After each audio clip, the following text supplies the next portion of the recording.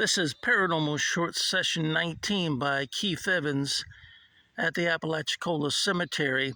I'm at the tombstone that has no name that you can read on the tombstone and no initials you can see on the front or back of the footstone.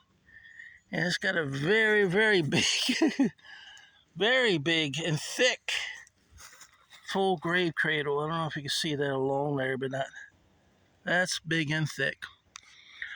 So today is Wednesday, the 28th of May, 2025. And I'm back here. I did 2 weeks ago, I did Paranormal Short Session 18 here. And I didn't get to finish up and let you know, I think this tombstone, full base cradle, and footstone was at the Lafayette Park Cemetery in Apalachicola, which is right off of 13th Street near the Gulf of Mexico, or the bay there. And during a hurricane, bodies were washed out of the ground because the hurricane surge came in and took part of the Lafayette Park Cemetery out. And this might have been one of the individuals who was unearthed by the storm surge from that hurricane that pretty much destroyed and shut down the cemetery. It's still used as a park for kids to play, so it's still there, but not a cemetery. So that's the reason why both the footstone and the headstone are tumbled to the point where you can't see anything. They're like sandblasted to the point where you can't read any of the initials or any of the name or date of birth or death on there. And the reason why this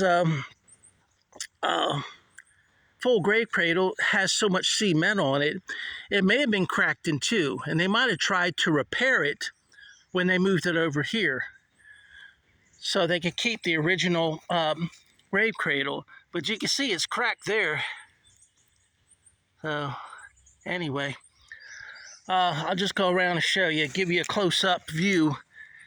Now that could have been done by the tumbling effect as the storm surge moved the water, and the headstone, the footstone, and the whole grave cradle could have got moved around and broken into pieces, or at least cracked. So when they moved it here, they might have done those repairs. The reason why, you can see how thick it is, how it's upraised from this area here. It's almost like a hump, like they want to drain the water off. Now this is the back of the tombstone. I wouldn't expect to see any writing back here, but you can see how it's somewhat etched. And I think that's more than just wear and tear from the sap of this tree getting on there. I think it was during the tumbling effect when it got washed within the storm surge of that hurricane that pretty much destroyed the Lafayette Park Cemetery. So you can see how thick it is on this side. And then this tree kind of grows right up to it.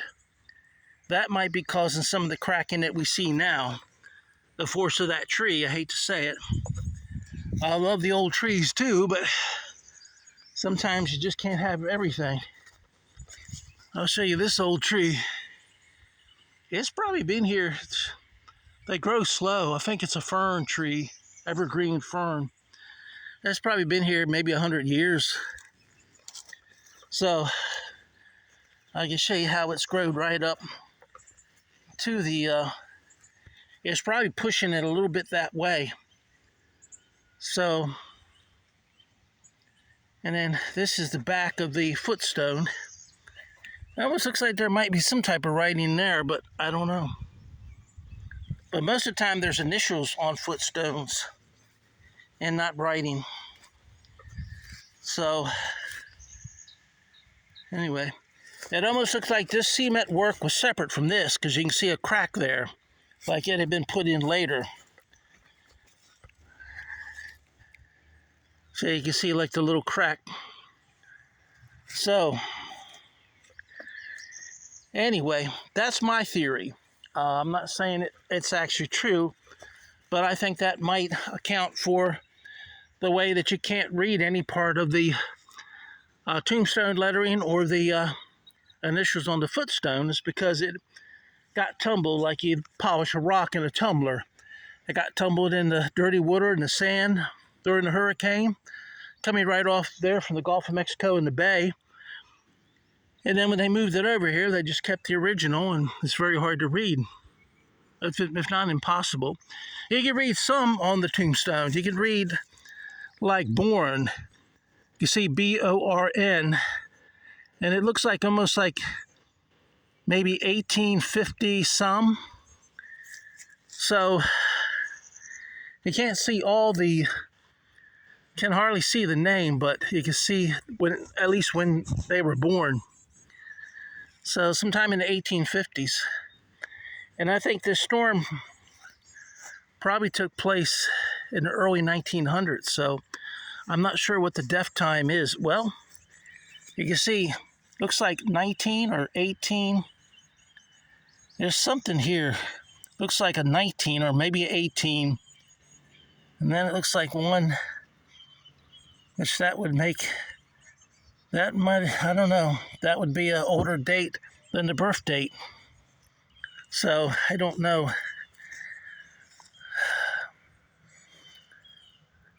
Unless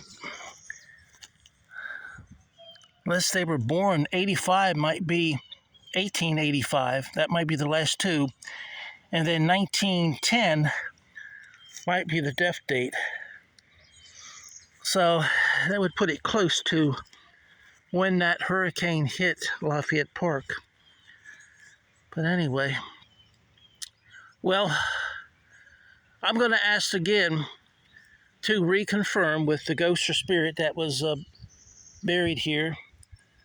Was this tombstone, footstone, and original full grave cover, were they originally installed where you were buried at the Lafayette Park Cemetery in Apalachicola? True or false? True. All right. Okay. Are you happy that I was able to tell your story, even though I still don't know your name? True or false?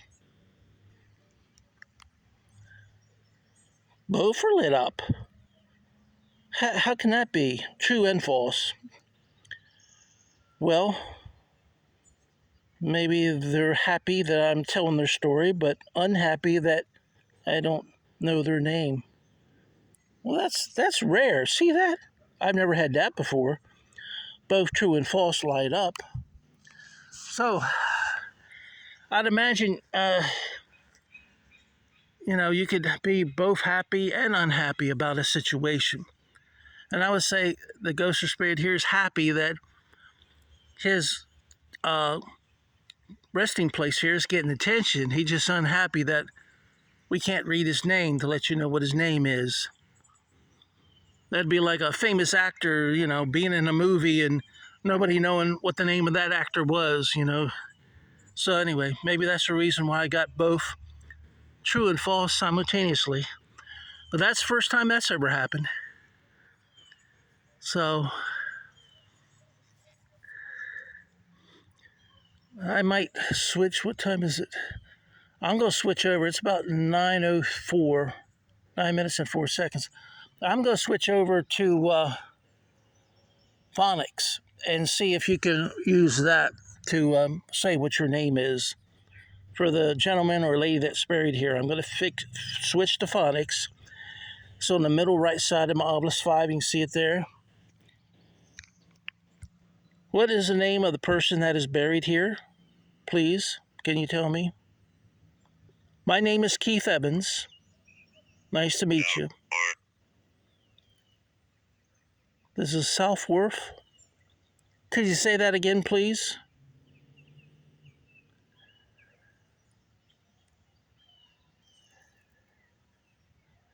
This is phonics. You only get a sound. So I have to be careful not to talk over whatever the obelisk has given me. Am I correct when it sounds like South Ford?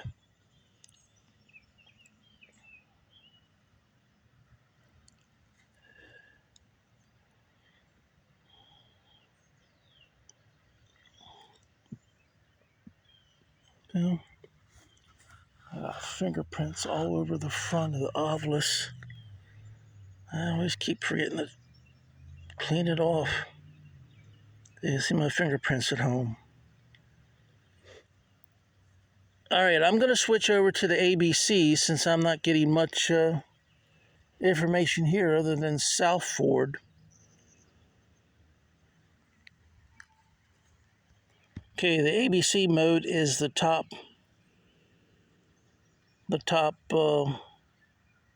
left of the obelisk's icon page. What was your last name, please, sir or madam? Knee. I got knee, Knee. Yes, both of my knees have been hurting today. I should have put some of that external stuff on it to keep the pain down, but I didn't. How are you doing in the afterlife? Okay?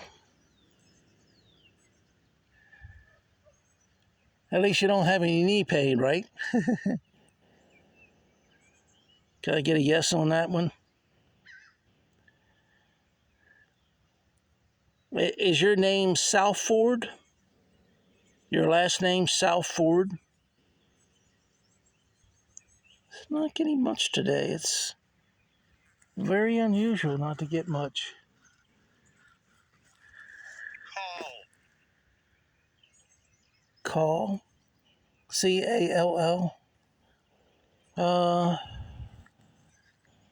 I guess you could say, in a way, I'm calling you by utilizing the Obelisk 5B, if that's the technology that you, or maybe he or she thinks I'm calling them. In a way, I'm trying to communicate with you.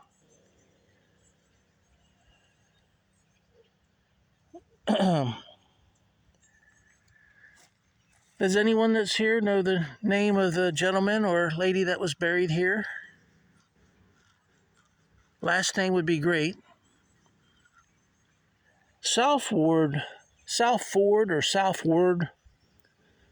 I don't know, it could have been either word, but I think it was Southford, like Southford. If you're listening at home, what did you hear? Did you hear the same thing I heard? If not, what did you hear? Leave it in the comments. Well, looking up here, this name, Southward, would be almost 9 letters.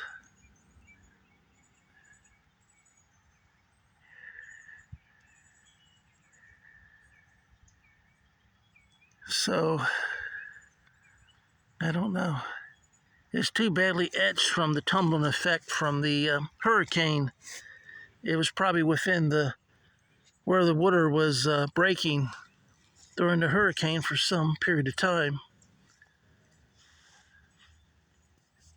It may have been washed out and been underwater for a while until it was rescued and brought here, along with the remains of the person that was buried at that location where the hurricane took place. So, well, I'd like to thank the ghosts of spirits who communicated with me today. Thank you very much. And I'd like to thank everyone who patronizes me by purchasing my books. Vampires Dead or Alive is available ebook on Kindle and paperback on Amazon. And the other is The Hayes House Ghost for People Too, which is only available now in ebook. If you can find a hard copy, you better purchase it. So, and thank everyone for subscribing to my free. It's a free subscription.